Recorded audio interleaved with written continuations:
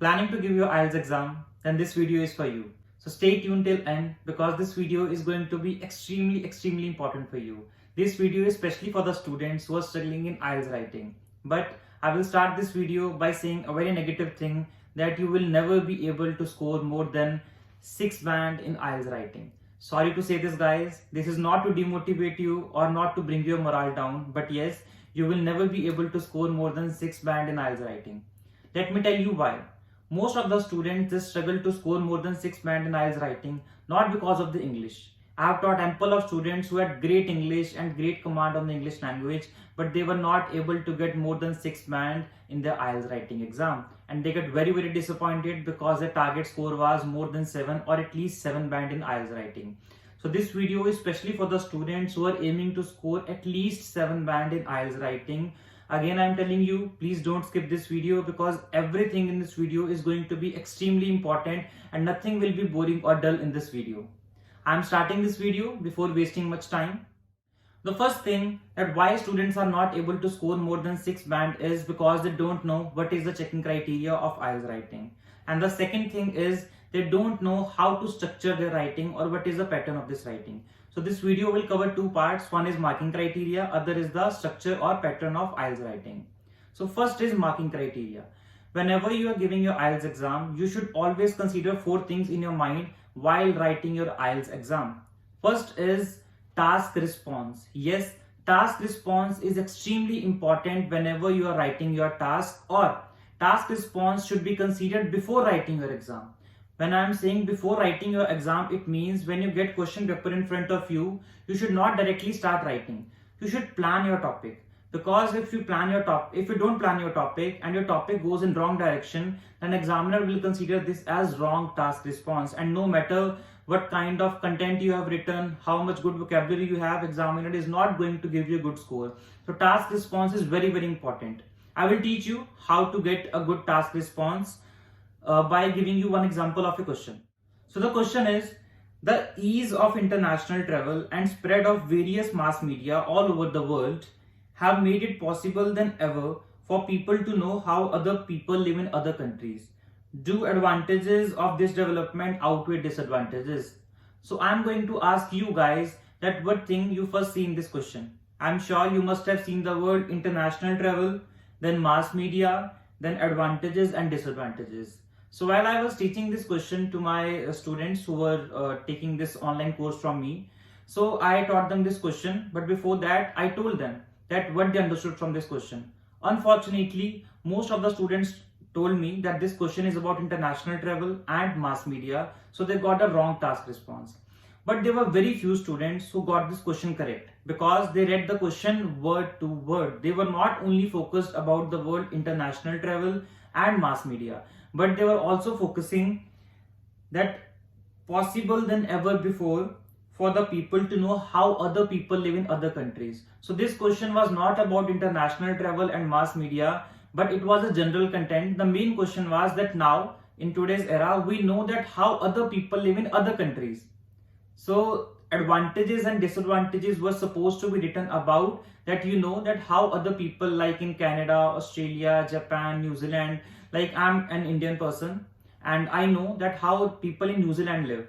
So do you think this is advantageous or beneficial for me, or it has more demerits? So this question was about people knowing the lifestyles of other people. So if you got this question wrong about international travel and mass media, so you're not going to get a good task response. Then second thing is lexical resource, that is LR. LR is also very important parameter when writing IELTS exam, because examiner want to see a different kind of writing, not difficult kind of writing. When I say different kind of writing, it means good choice of words. If you are writing important, instead of writing important, you should say imperative. If you are writing wise or intelligent, you should consider writing sagacious. Then if you have written any word inclination or interest, instead of this, you should write propensity. Or if someone has written the word force, rather than writing word force, you should write induce, INDUCE. Crime is becoming very common. No. Crime is becoming extremely ubiquitous. Something is increasing. No. The thing is escalating. So this is a good lexical resource. You should focus on writing synonyms and good vocabulary. Third thing, that is cohesion and coherence. It means your connectivity of writing, how your lines or points or different paragraphs are interconnected. Suppose if you have written BP1 about the advantage part, and in the advantage part you have written two advantages. So how you have linked the first advantage with the second advantage, and if you are writing one point and elaborating that point, what kind of connectors you have used, moreover, furthermore, to reinforce more, strengthening my viewpoint. So these all are considered in cohesion and coherence, that is linking of your writing. Fourth thing is GRA, grammatical range and accuracy. Most of the students confuse this by saying that they have good grammar, but it doesn't mean good grammar, good range of grammar. When I say good range of grammar, let's consider one student who has written writing with the very correct grammar and accurate grammar, but he has used can.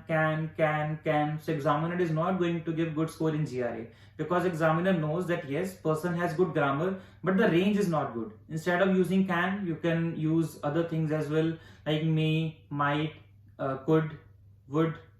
You can consider changing your sentence structure as well to get good GRA. So this was all about 4 things that you should consider in your IELTS exam, because this is the marking criteria which examiners consider while checking your IELTS writing. 4 parameters give you 9 band, 9 for task response, 9 for lexical resource, 9 for cohesion coherence, and 9 for GRA. Then examiner divides this by 4, and your final score you get in your IELTS exam. Now moving to the second part. What is the structure or pattern of your IELTS writing? When you are writing an IELTS essay, you should not consider writing whole thing in one paragraph only. Instead, you should divide or separate different paragraphs. First is introduction. In the introduction, you should start by writing general statement, then paraphrasing of the question, then thesis. Thesis means on which side you are. If you are agreeing with the topic, then you have to give clarity to examiner that yes, you are agreeing with the topic. If the topic is about positive or negative, in the very start, tell the examiner that yes, you are on the positive side or you are on the negative side.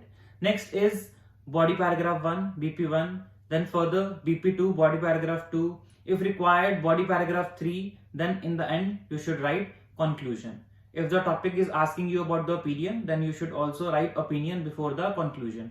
So these are the structures that you should follow while writing your IELTS exam. Introduction, then leave that one line. Go to the next paragraph, that is body paragraph 1, then leave one line, go to the body paragraph 2, then leave one line, if required, body paragraph 3, then leave one line, in the end, conclusion.